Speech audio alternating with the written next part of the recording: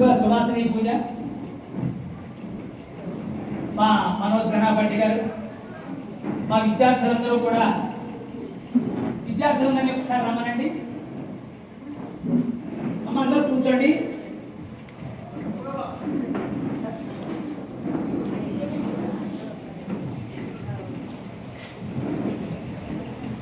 ఇవాళ పొద్దున్న ఇంత చెప్తూ మీకు ఆగిపోయాను. మన్య సూక్తంతో ప్రత్యేకించి 108 సార్లు బంగ్లాదేశ్ లో చాలా మంది హిందువుల మీద ఉచ్చపోతకు వస్తున్నారు, చాలా ఇబ్బంది పడుతున్నారు. ఏమంటే మనం ఇక్కడ ఏం తెలియట్లేదు, మనకి హాయిగా చల్లగా ఉంది, వాతావరణం బాగానే ఉంది, కానీ అక్కడ వాళ్ళకి బాగాలేదు, చాలా ఇబ్బంది పడుతున్నారు. 8 కోట్ల మంది హిందువులు ఉన్నారు అక్కడ బంగ్లాదేశ్ లో. వాళ్ళందరూ శాంతిగా ఉండాలని, వాళ్ళందరికీ ఒక రక్షణ కోసం శత్రుభావన మన మీద పోవాలనే ఉద్దేశంతో మన్య సూక్తంతో మేమంతా హోమం చేశాం. ఆ హోమం కూడా పూర్తయింది. అన్ని హోమాలు చేసాం. వాడు రుద్రహోమం చేసాం. వాడు పాశుపతంతో మంత్రం కలిపి రుద్రహోమం చేయడం జరిగింది. ఒక బ్రాహ్మణుడిగా సమాజం కోసం ఏం చేయాలో మా కర్తవ్యం ఏమిటో అదంతా మా వేద పాఠశాలతో మన పిల్లలందరినీ కూర్చోబెట్టి, నాయన ఇలా చెయ్యాలి, ఏదైనా కష్టం వచ్చినప్పుడు మనం గుర్తుంచుకోండి. మా గురువు గారు శివానందమూర్తి గారు చెప్పేవారు, ఏ ఉపద్రవం వస్తే ఏం చేయాలో చెప్పేవారు. అందరికీ షష్ఠి పూర్తి అంటే అందరికీ అలా చెప్పేవారు కాదు. ఈ లోపల జీవుడిని బట్టి, జీవ సంస్కారాన్ని బట్టి చెప్తారు. ఒకరికి శ్రీశైలం అనేవారు, ఒకరికేమో 2 రోజులు శుభ్రంగా 60 కలశలు పెట్టి చేయమనేవారు. నీకంతా అక్కడైతే కాశీలో 9 రోజులు ఉండమనేవారు. ఒకరికి చెప్పేవారు నువ్వు 5 రోజులు చేయాలనేవారు. అలా ఎప్పుడు ఏ కాలంలో ఏది ఎక్కడ చేయాలో చెప్పిన ఆయన యొక్క మాటలు గుర్తొచ్చుకుని, ఏ శత్రువులైతే మనని బాధ పెడుతున్నారో ఆ శత్రు బాధ బంగ్లాదేశ్ లో ఉండకూడదనే ఉద్దేశంతో ఆ తెల్లవారితో ఇవాళ చేస్తున్నప్పుడు మేము ఒళ్ళంతా పులకరించిపోయింది. ఎలాగైనా బంగ్లాదేశ్ లో మన హిందువులందరికీ రక్షణ వచ్చి తీరుతుందని నమ్మకంతో, విశ్వాసంతో చేద్దాం. మీరందరూ కూడా అలా కోరుకోండి. విద్యార్థులంతా ఇలా వచ్చేయమ్మా, విద్యార్థులంతా వచ్చేసేయండి. ఇప్పుడు సమయం చాలా ఎక్కువైపోయింది కాబట్టి ఆయన రాధా మనోహర్ దాస్ గారు కూడా ఇవాళ 2 కార్యక్రమాల్లో పాల్గొవాల్సి వచ్చింది. ట్రాఫిక్ లో ఆలస్యమైంది రావడం. 10కి ఆయన సిద్ధంగా ఉన్నారు. ఇక్కడ రావడానికి 2 గంటలు పట్టింది. మళ్ళీ 12కి ఎవరో టైం ఇచ్చారు, ఇక్కడే అయిపోయింది ఆ టైం కూడా. అందువల్ల ఆయన టైం కూడా తీసుకున్నందుకు మధ్య కోరుకోవాలి. ఇక్కడ వచ్చినందుకు ఏమిటో ఆయన ఉంటే నాకు శక్తి, ఆయన లేకపోతే నేను శక్తిహీనుడు అయిపోతాను. పార్వతీదేవికి పరమేశ్వరుడు అలాగో నాకు ఎప్పుడో కాశీలో పరిచయం అయింది. మనం యాగం చేసినప్పుడు ఆ కాశీ దగ్గర నుంచి మా ఊరు పల్లెటూరు ఎక్కడో కడుపు దగ్గర దుబ్బ గ్రామంలో ఉంటే అక్కడికి వచ్చారు ఆయన. అలాంటి నాకు అండదండలుగా ఉంటూ ఎంతో ప్రేమతో నేను కార్యక్రమం చేస్తున్నానంటే చాలు, ఎన్ని పనులున్నా సరే మానేసి వస్తూ ఉంటారు.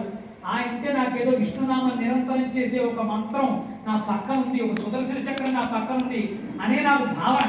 అందుకనే ఎప్పుడు ఆయన రాధా మనోహర్ అందరూ మనసులో దోచుకుంటారు నేను అడుగు. కాబట్టి అలాంటి రాధా మనోహర్ దాస్ గారికి సుస్వాగతం చేస్తూ, మాకు ప్రధానంగా ఇవాళ మా బొప్పా గారు వచ్చారని బెంగళూరులో ఉంటారు. వారు చాలా కాల క్రితం వారు పైలట్గా ఉద్యోగం చేసి ఉద్యోగాన్ని మానేసి ఆయన చిన్న వ్యాపారం పెట్టుకుని 12,000 మందికి ఆశ్రయం కలిగించి అందరికీ అన్నం పెడుతున్నారు ఆయన బొబ్బా గారు. వారు దేవాలయం కనబడితే కొత్తగా అంటే పాత దేవాలయం ఉద్ధరిస్తుంటే చాలు దానం చేయడమే పని, వేద పాఠశాల అంటే దానం చేయడమే పని, బీదవాడు లాంటి దానం చేయడమే పని, పూజలు పూజలు పూజలు ఎక్కడ పూజ అవుతున్నా ఎంతో కొంత ఆయన ద్రవ్యం పడాలి. వారు సహజంగా బ్రాహ్మణులు కానప్పటికీ కూడా బ్రాహ్మణులకు ఎన్ని మంత్రాలు వచ్చో మహాన్యాసం, రుద్రము, దశాంతులు, సామ్రాజ్య పట్టాభిషేకం, వేదకి రాని మంత్రాలన్నీ కూడా ఆయన విని విని విని ఆయన వచ్చేసింది. ఆయన ఎవరిగా చెప్తుందో కాదు, అలా సుస్వరంగా అంత బాగా చెబుతారు. ఏమంటే ఎవరైతేనే ఆ చేతితో ఎన్ని దానాలు చేశారో, ఎంత గొప్ప చెయ్యో అలాంటి మహానుభావులు వాడు వచ్చారు. ఆయనకు కూడా మన పాఠశాల చూసి ఆయన ఇంట్లో దేవతా పూజ కోసం నెలకి 38,000 రూపాయలు నేను ఇస్తాను జీతం, ప్రతి పైగా 2 బ్రహ్మాండమైన ఫ్లాట్ ఇస్తాను, అది 40,000 ఉంటుందని బెంగళూరులో ఎయిర్పోర్ట్ పక్కన, అది ఫ్రీగా ఇచ్చేస్తాను, వాళ్ళ జీవితానికి ఏం కావాలంటే చూస్తానంటే 3,000 మంది వస్తే 3 సెలెక్ట్ అయ్యారు. అందులో ఇప్పుడు 1 సెలెక్ట్ చెయ్యాలి మేము. అందులో ఆ పని మీద వచ్చారు. ఆయన ఇంట్లో 50 ఏళ్ళ నుంచి పూజ చేస్తారు. అంటే ఎందుకు చెబుతున్నాను ఇదంతా, దాన ధర్మాలు చేసేవాళ్ళు ధర్మాత్ములు వచ్చారు. మా పాఠశాలను గుర్తించి మనకు చెప్పారు. రామచంద్రమూర్తి గారు నా వెనకాలే ఉన్నారు. ఆయన కూడా మన శృంగేరి విధుశేఖర భారతీ స్వామి వారి పుట్టినరోజు అయితే ఆ దేవాలయానికి నిర్మాణం చాలా కష్టం. ఆ పాఠశాలని ఆ దేవాలయం నుంచి కూడా 1,00,000 రూపాయలు మా పాఠశాలకు ఇచ్చారు. కాబట్టి వారు మా హరిటర్ గారు వీళ్ళందరూ ఉండగా ఒక్కసారి సువాసిని పూజ చేయడం, నేను ఎక్కువ ఉపన్యాసం నాకు మైకి ఇచ్చిందంటే ఎక్కువ ఉపన్యాసం ఎక్కువైపోతుంది అనుకోకండి. లఘుగా పూజ చేసి తర్వాత మన వారు మాట్లాడేసి వెళ్ళిపోతారండి. ముందు సువాసిని పూజ ప్రారంభం అయిన తర్వాత రాధా మనోహర్ దాస్ గారు 2 మాటలు మనందరి కోసం, ఈ ఆడవాళ్ళ కోసం మనందరం చేశాం కదా ఆర్తిగా, దాని ఫలితం కూడా చెప్పేసి ఆయన్ని పంపించేద్దాం. తర్వాత వీరికి కూడా ఈశ్వరుడికి కళ్యాణం చేసిన శేషవస్త్రం మనకు వచ్చిన పెద్దలకి ఇవ్వడం, మీ అందరికీ పూర్ణాహుతి మూట తగలడం, తర్వాత అందరికీ ఆశీర్వచనం, యజ్ఞరక్ష, యజ్ఞ అక్షతలు, అవప్రథం నీళ్ళు చల్లడం, తర్వాత మన అందరం కూడా షడ్రసోపేతమైన అమ్మవారికి నివేదన పెట్టినటువంటి ప్రసాదాన్ని స్వీకరించడం. తొందరగా ఇంటికి వెళ్ళి టీవీ చూడడం. మహాదేవ మహాదేవ. ఓం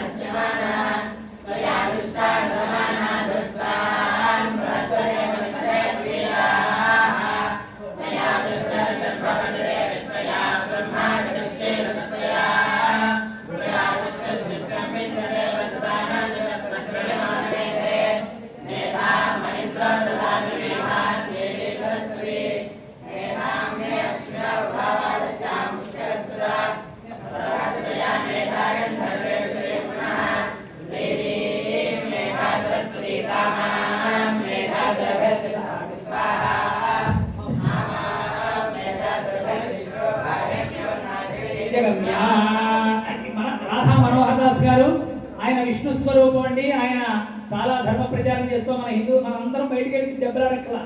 ఆయన మనందరి తరఫున ఎవరైనా జోరుకు వస్తే చాలు, ఊరుకోవట్లేదు.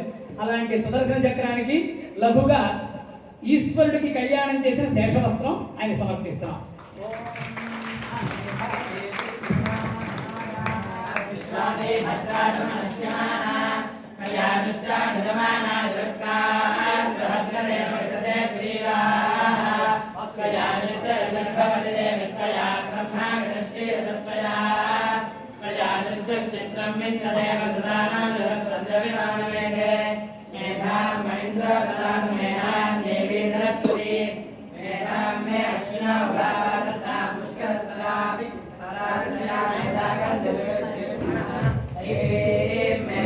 ఈ కార్యక్రమంలో శ్రీ రామచంద్రమూర్తి గారు శృంగేరి శంకర మఠం మోతీనగర్ అండి. వారు అనేక చాగంటి కోటేశ్వరరావు గారు, సామవేదం షణ్ముఖ శర్మ గారి దగ్గర నుంచి, మద్దులపల్లి దత్తాత్రేయ శర్మ గారి దగ్గర నుంచి ఈ దేశంలో ఎంతమంది పండితులు అయితే ఉన్నారో అంతమంది పండితుల్ని అక్కడ తీసుకొచ్చి ప్రవచనాలు చెప్పిస్తూ ధర్మ ప్రచారం చేస్తూ యజ్ఞాలు, యాగాలు, పూజలు, పురస్కారాలు ఒకటి కాదు రెండు కాదు, నల్లకుంటలో శృంగేరి శంకర మఠంలో ఎన్ని జరుగుతున్నాయో ఇక్కడ కూడా నిరంతరం ఎప్పుడు కష్టపడుతూనే అనేక కార్యక్రమాలు చేస్తున్నటువంటి శ్రీ రామచంద్రమూర్తి గారు, వారికి కూడా ఈశ్వరుడు యొక్క శేషవస్త్రం మన వేద పాఠశాలను ఇస్తున్నాం. మీరందరూ కూడా ఒకసారి అభినందించండి.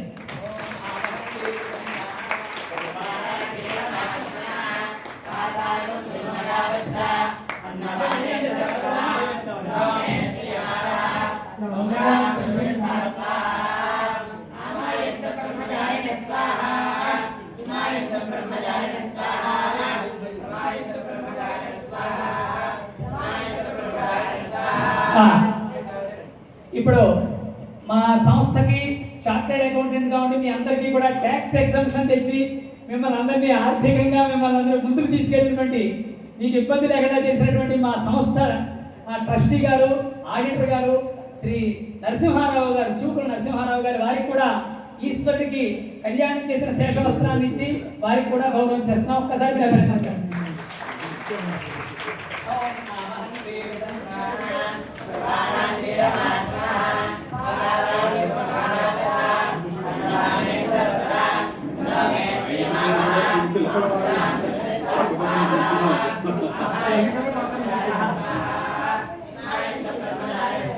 శ్రీ చివుకుల వారు, వారి ఇంటి పేరు చివుకుల, రామచంద్రమూర్తి గారి ఇంటి పేరు చివుకుల, అందరూ ఒకేసారి కలుస్తారని ఒక గూటికి చేరుకుంటే పట్టుకోవడానికి వారి చివుకుల వారు అలా కలిశారు.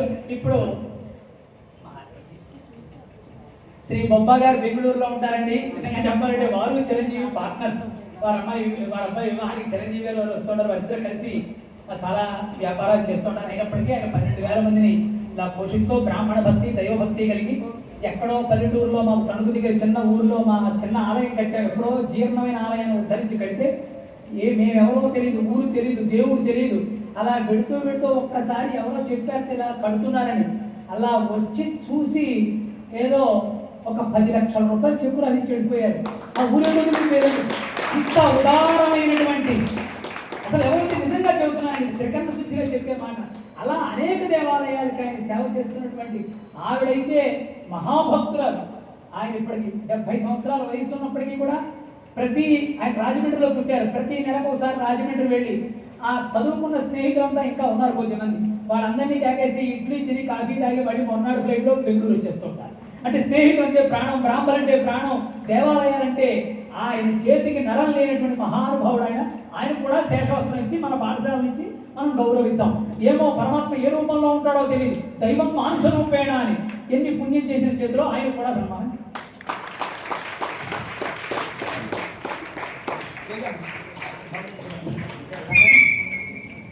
ఓం ఆవహంతి విసంగాన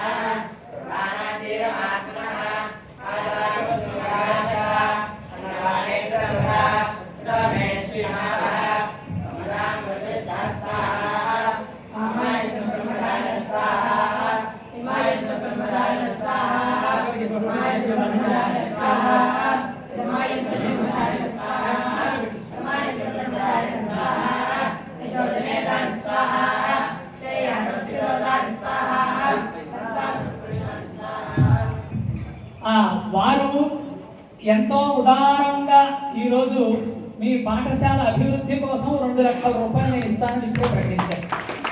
అంటే ఆయన నేను కృతజ్ఞత చేశానండి, మా ఊళ్ళో ఇచ్చారని. కానీ ఆయన మనసు ఊరుకోదు, ఏదో చేస్తూనే ఉండాలి. అందువల్ల నేను పెట్టడం అలవాడైన వాడు ఊరుకోడు, ఏదో ఇస్తూనే ఉండాలి.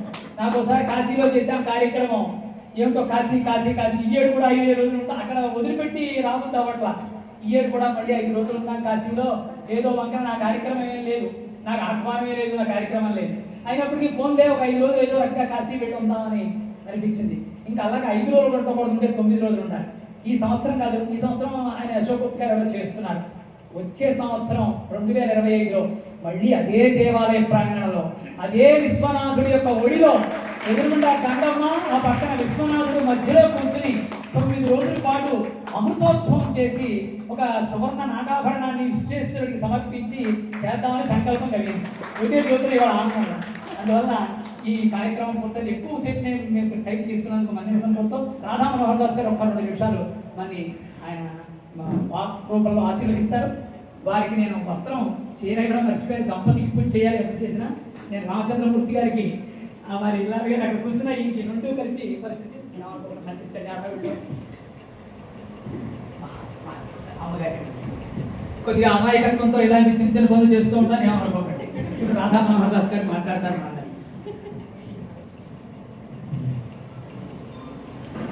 హరే కృష్ణ హరే కృష్ణ కృష్ణ కృష్ణ హరే హరే హరే రామ హరే రామ రామ రామ హరే హరే. శ్రీమాత్రే నమః. హర హర శంకర జయ జయ శంకర. నాకు చాలా సంతోషం ఉంది, ఎందుకంటే ఇంతమంది మాతృమూర్తుల మధ్యలో, వేదమూర్తుల మధ్యలో మా దువ్వవారు ఎప్పుడు నవ్వువారు, మా డీజే. మీ అందరికీ మిగిలిన వాళ్ళకి డీజే అంటే ఎవరు గుర్తొస్తారు? మాకు డీజే అంటే వారే. వారేమో దువ్వవారు నవ్వువారు, మేమేమో యుద్ధానికి సిద్ధమని రువ్వువారు ఎక్కడైనా. అయితే బంధం మనకు కలవడానికి కారణం మా గురువుగారు క్లాసులో చెప్తూ ఉండేవారు, birds of same country flock together. అలాగా మరి కాశీ బంధం, శివబంధం. ఈ మాట మొన్న బంగారేశ్వరం గారు చెప్తే, కాశీ బంధం అయితే కాబా అని. అలా మనం ఇప్పుడు మన జగన్నాథ్ గారు చెప్పినట్లుగా బంగ్లాదేశ్లో పరిస్థితి ఏం బాగోలేదు. మనం ఇక్కడ చక్కగా ఏ మన్యు హోమం మరోటో మనం హోమం చేసుకుంటాం, కానీ అక్కడ వాళ్ళు ఒకే హోమం చేస్తున్నారు, అది మారణ హోమం. ఎందుకంటే వాళ్ళకి తెలిసింది అదే, వాళ్ళ పుస్తకాలను బట్టి వాళ్ళ మస్తకాలకు అది ఒకటే వచ్చు. మనం యాగం చేస్తాం, వాళ్ళేమో ఆగం చేస్తారు. అది వాళ్ళకి తెలిసింది, వాళ్ళకి నేర్పుతున్నది. గత వారం 10 రోజులుగా రైలు ప్రమాదాలు పెరుగుతుంటే ఏదో అనుకున్నారు, అది ఏదో ఏం కాదు, వాడెవడో వీళ్ళకి ఒక ఆదేశం ఇచ్చాడంట, ఆ పట్టాలు అవి తొలగించమని. అందులో బాల పిశాచారు అవి తీసేస్తున్నారు. వాడెవడో గట్టిగా 15-16 ఏళ్ళు ఉంటాయేమో, వాడు భూమికి జాండి లేడు, వాడు ఊగిపోతూ చెప్తున్నాడు, ప్రపంచంలో భారతదేశ చిత్రపటమే లేకుండా చేస్తాను అని. అంటే ఏ స్థాయిలో వాళ్ళ యొక్క పైత్యము ఉన్మాదం ఉంది అర్థం చేసుకోవాలి. మనం ఎలా ఉన్నామంటే, ఎంత జరిగినా hi bro how are you అంటూ మనం మోసం చేసుకుంటూ, భాగవతంలో చెప్తారు కదా, మనం ఎక్కడ ఉన్నాం అంటే అందరూ హైదరాబాద్ అండి, లేకపోతే గుంటూరు అండి, ఏలూరు అండి, ఆలగడ్డ అండి, నంద్యాల అండి, తిరుపతి అండి అని చెప్తారు. కానీ భాగవతం అలా చెప్పదు. మనం ఎక్కడున్నాం? కాలం అనే సర్పం నోట్లో ఉన్నాం. మొన్న ఏదో వీడియోలో మొసలి నోట్లో, పెద్ద ముసలిది, దాని నోట్లో ఒక చిన్న కోతిపిల్ల, అది నీళ్ళల్లో ఉంది, అది ఇంకా మింగలేదు, అలా పట్టుకుని ఉంది. అది ఇంకా ఏదో ఫుడ్ వెతుక్కుంటుంది. మన సింహాచల శాస్త్రి గారు చెప్తారు కదా, పావు నోట్లో కప్ప సగం వెళ్ళింది, ఈ వెళ్ళే లోపల ఇంకా పూర్తిగా వెళ్ళలేదు, ఒకటో రెండో దోమలు ఏవో కనపడితే అవి లాక్కుంది. మనం కూడా అలాగే ఉన్నామేమో, హిందువులు కూడా అక్కడ వాళ్ళు టెన్షన్తో చస్తున్నారు, మనకి ఆ స్థితి లేదు కదా అని చెప్పి మనం ఫంక్షన్ చేసుకుంటూ ఇంక సినిమాలు అవి ఇవి సీరియళ్ళు అలా బతికేస్తున్నాం. కానీ వాస్తవానికి వాళ్ళు అనుకున్న కళ నెరవేర్చడానికి వాళ్ళు 47లో ఈ దేశాన్ని మొక్కలు చేసి ఓ స్టేట్మెంట్ ఇచ్చారు. हम लड़ाई के बाद में लिए पाकिस्तान आज के लेंगे హిందుస్థాన్. అంటే 47 రాలేదు, ఇంకా ఉంది. కానీ మన యొక్క నిర్లిప్తత కావచ్చు, నిర్లక్ష్యం కావచ్చు, పొగరు కావచ్చు, సెక్యులరిజం కావచ్చు, కమలం కింద కప్పలాంటి మన భావన కావచ్చు, వాళ్ళ లక్ష్యాన్ని మనమే తొందరగా నెరవేరుస్తామేమో. మొన్న ఎవరో జుహూ బీచ్కి వెళ్ళి వీడియో తీస్తూ మన పరిస్థితి ఇలా ఉంది, ఎక్కడ చూసినా వీళ్ళే కనబడుతున్నారు. నిన్న నేను ఆళ్ళగడ్డ, నంద్యాల, మహానంది వెళ్ళాను. అహోబిలంలో కొండపైన పూలమ్మేది వాళ్ళు. మరి ఇచ్చిన పీఠాధిపతి గారికి మరి ఏమి చెప్పాలి నేను? వేలంపాట ఎవడ పడితే వాడికి ఇచ్చేస్తారా? ఆ సెన్స్ ఉండక్కర్లేదా? మహానంది వెళ్ళే దారిలో హోటళ్ళు అవే, వాళ్ళు ఉమ్ముతారని తెలుసు, అయినా మన వాళ్ళు నమ్ముతారని తెలుసు. ఎప్పటికి మారుతాం మనం? తక్కువ రేటుకి వస్తుంది అనుకుంటాడు వాడు, భయ్యా అనుకుంటాడు. స్పృహ లేదు. మన సినిమాలు అలాగే తగలబడ్డాయి, మన సీరియళ్ళు అంతే, మన విద్యా విధానము అదే. వాళ్ళు చెప్తున్నారు, స్పష్టంగా చెప్తున్నారు వాళ్ళ పుస్తకాల ద్వారా, వాళ్ళ చర్యల ద్వారా. అయినా మనకి ఇంగితం లేదే, ఎక్కడ కొనాలి, ఎక్కడ తినాలి. మనకి అక్షరం ఒక్క రానోడు కూడా చెప్పగలిగే ఒక ఉపనిషద్ వాక్యం ఏమిటంటే, సగం చెబితే మిగిలింది పూర్తి చేస్తారు పసిపెట్ట కూడా. సర్వే జన ఏ మతస్థులైనా ఈ భూమి, ఈ నేల మీద పుట్టినవాడు. ఎందుకని?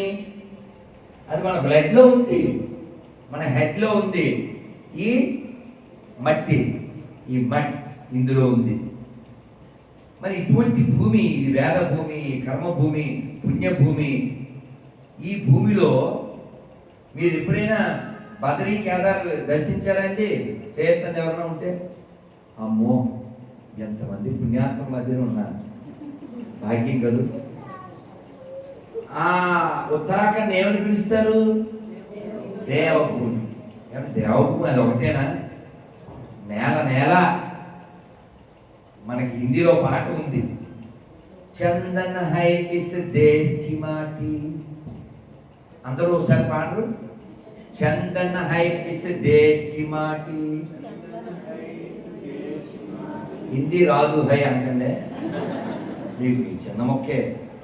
కిరణ్మయ్య గారు చూస్తున్నారు కదా, ఆవిడ యొక్క కరుణా ప్రసాద్ కిరణాలతో పాటు చందన్ హై ఇస్ దేశ్ కి మాటి, तपो भूमि हर गाव है, हर बाला देवी की प्रतिमा,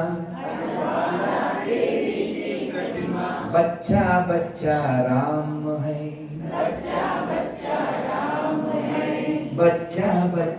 राम है, चंदन है इस देश की माटी, तपो भूमि हर गाव है,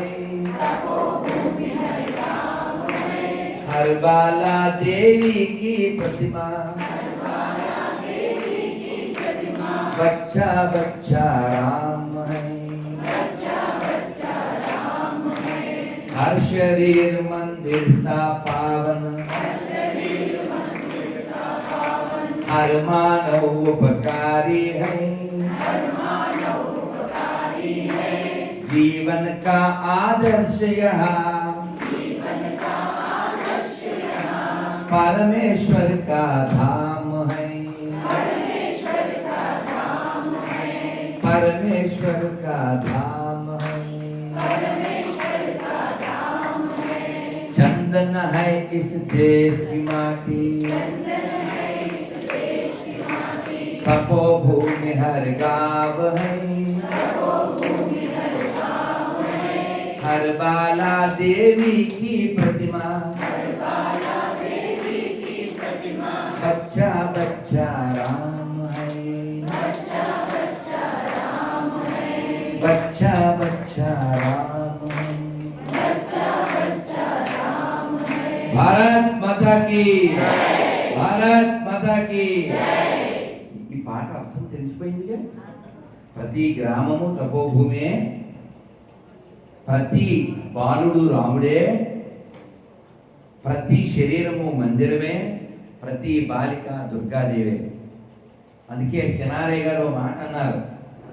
ఆ సినారియో ఏంటంటే, భారతీయ నారి సహనానికి ఏలిక, సమరానికి కాలిక. మనం ఎప్పుడు మంచోళ్ళలాగే ఉంటుందండి. మంచోళ్ళకి మంచోళ్ళ ఉంటుంది. అందరికీ మంచోళ్ళు అనిపించుకోకండి. రాముడికి కూడా 100 మార్కులు రాలేదు, కృష్ణుడికి రాలేదు, మనకు కూడా రావు. ఆ పిచ్చి భ్రమ మాత్రం పెట్టుకోకండి. అంటే ఎందుకు చెప్పానంటే, వాళ్ళు ఏమన్నా అనుకుంటారేమో, వీళ్ళు ఏమన్నా అనుకుంటారేమో, ఇలాగే నాశనం అయిపోయాం. వాడికి లేనిది నీకెందుకండి బాబు, వాడు స్పష్టంగా ఉన్నాడు. మీరు ఒక అరటిపండు తీసుకుని ఏ గొర్రెకైనా, గొర్రె అంటే తెలుసా, బొర్రలేద్దాం గొర్రె అంటారు. రాత్రి వాడు ఎవడో ఫోన్ చేశాడు. నేను బస్సు కోసం వెయిట్ చేస్తూ కారులో వాన వస్తుంటే నంద్యాలలో ఉన్నాను. వాడు ఫోన్ మీద ఫోన్ చేశాడు. చెప్పు బాబు అన్న, నా పేరు చెప్పాడు. వాడు గొర్రె పేరు చెప్పాడు, గోదావరి గొర్రె. వాడి పేరు ఏం సేవ్ చేసుకున్నాను చెప్తే మీరు నవ్వుతారు, చెప్పను బాగుంటుంది. ఫోన్ చేశాడు, నేను కారులో కూర్చున్నా. చెప్పున్నానంటే మీతో డిబేట్కి వస్తా అన్నాడు. సరే, నా పేరు రాధామనోహర్ దాస్, మా నాన్నగారి పేరు సత్యనారాయణ, మా అమ్మ పేరు విజయలక్ష్మి, నా పరిచయం ఇది, మీ పరిచయం చేసుకోండి అన్నాడు. వాడి పేరు యేసుబాబు అన్నాడు. మీ అమ్మా నాన్న పేరు చెప్పన్నాడు. అదంతా ముఖ్యం కాదు అన్నాడు. వాళ్ళు ముఖ్యం కాదు, వాళ్ళు లేకపోతే మనమే లేవు కదరా. వాళ్ళు లేకపోతే ఎందుకు చెప్పండి. నేను స్టేట్మెంట్ ఇస్తాను, ఏమని, మనకే పుట్టారు అంటాను. వాడు ఒప్పుకోవాల్సి వస్తుందా?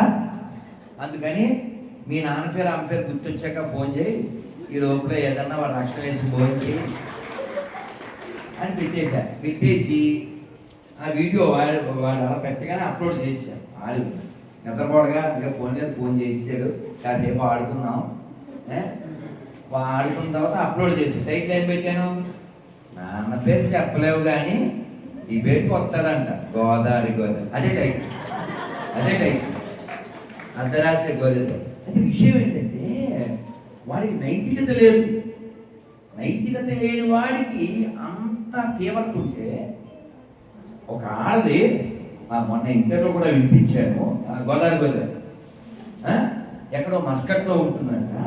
నాకు మెసేజ్ పెట్టింది, ఏమని, నువ్వు కానీ ఇంకోసారి మా దేవుళ్ళని అంటే చాకు చెట్టు ఎక్కువ ఉంది, సెల్లో ఉంది. అసలు ఎవరు తయారు చేశారు అంత హీనంగా? ఓ పుస్తకమేగా. గోదావరి అంటే ఏంటండి? గోదావరి అంటే అదిగో మర్యాదకు ఒక నిదర్శనం, అవునా? ఇక్కడ సుదర్శనం, అక్కడ మర్యాదకు నిదర్శనం, అందుకే ఈ ప్రదర్శనం కదా. సో గోదావరి అంటే మర్యాద అండి, గోదావరి అంటే నవ్వండి, గోదావరి అంటే లవ్ అండి. ఆ మిత్రుల కోసం నెలనగా వాళ్ళ అబ్బా అనుకున్నా సరే బొబ్బా గారు వెళ్ళిపోతూ ఉంటారే. మిత్రుడు అంటేనే శ్రీభాష్యం అప్లాచార్య వారు చెప్తారు, మితత్వం నుండి రక్షించువాడు మిత్రుడు. అందుకని మిత్ర అని పేరు ఎవరికి? ఓం మిత్రాయ నమః. ఎవరినే మనంతా లిమిటెడ్ వెలుగులో ఉంటాం. రాత్రి మరి పొద్దున్న ఆయన వచ్చి అన్లిమిటెడ్ వెలుగు ఇస్తాడు. కాబట్టి మనం అటువంటి మిత్రుల్ని, ఇటువంటి హృదయానికి దగ్గరైనటువంటి వారిని అందరినీ ఇక్కడ మనం కలిసి ఉన్నాం. ఈ ఆనందం కొనసాగాలి, ఈ ఫంక్షన్ కొనసాగాలి అంటే మనం ఉండాలి. నిన్న మహానందీశ్వర ఆలయంలో కూడా దర్శనం అయ్యాక వేద పండితులతో కూర్చున్నప్పుడు చెప్పారు, మనం ఈ ఆనందంగా ఇప్పుడు శివదర్శనం స్పర్శనం చేసుకుని సంతోషంగా కోడేరులో మునిగి ఈ ఏకాదశి నాడు ఈ సంతోషం నేను అనుభవిస్తున్నాను, వచ్చిన వాళ్ళు అనుభవిస్తున్నారు. దీనికి కారణం ఏంటి? దేవాలయమేగా.